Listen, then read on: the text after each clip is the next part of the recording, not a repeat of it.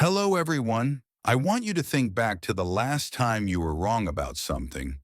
Maybe it was a small thing, like forgetting a name, or maybe it was a big thing, like a project that failed completely. How did that feel? If you're like most people, it probably felt bad, awkward, maybe even a little shameful. Our entire society is built around being right. In school, we get gold stars for correct answers. At work, we get promotions for successful projects. We are terrified of the red pen, the negative comment, the failing grade. But today, I am here to make a different argument. I am here to tell you that being wrong is not your enemy. It is your secret superpower. So what is the real problem? The problem is not failure itself. The problem is our ego. Our ego is like a delicate vase. It looks beautiful, but it is incredibly fragile. It tells us, you must be perfect. You must be smart. You must not make mistakes. Because of this, we develop what psychologists call a fixed mindset. We believe our intelligence and abilities are fixed, like the color of our eyes. So, every mistake becomes proof that we are not smart enough, not good enough. But let me tell you a story. When I was learning to play the guitar, I was terrible. My fingers hurt. The chords sounded horrible. My ego was screaming at me, "Stop! You look stupid! You have no talent!" And so I quit.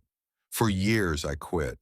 My fixed mindset protected my ego, but it cost me the joy of ever learning to play a beautiful song. Now, what is the solution? The solution is to trade the fixed mindset for a growth mindset. This term was coined by Professor Carol Dweck. A growth mindset is the simple but powerful belief that your abilities can be developed through dedication and hard work.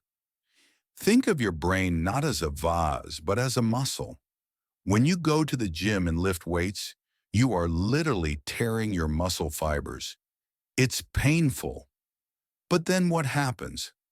The fibers repair and they grow back stronger. Mistakes are like weights for your brain.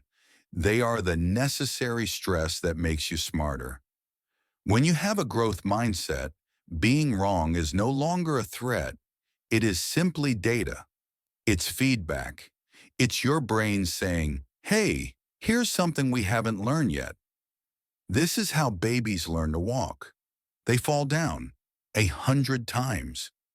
They never think, "Well, I guess I'm just not a walker." No, they receive the data, adjust, and try again. Let's look at this in the real world. Thomas Edison didn't fail 1,000 times while inventing the light bulb. He famously said, "I found 1,000 ways that did not work." He was collecting data. Every single failure brought him closer to the solution. So here is my challenge to you. Your action plan for being gloriously wrong. First, reframe your language. Stop saying "I failed." Instead, say, "I learned what doesn't work." Stop saying "I'm bad at this." Try saying "I can't do this yet." That one little word, "yet," is a game changer. It opens the door to the future. Second, seek out challenges. Step outside your comfort zone. Take that online course in a new subject. Try to have a conversation in English, even if you're afraid of making grammar mistakes. Every mistake you make is a step forward. Remember, the person who never makes mistakes is the person who never tries anything new. And that, in my opinion, is the biggest failure of all. So the next time you are wrong, I want you to smile. I want you to thank your brain for the new data. Embrace the awkward feeling. It means you are growing. It means you are learning. It means you are alive. Let's stop worshiping being perfect and start celebrating being curious, being resilient, and being courageously, gloriously wrong. Thank you.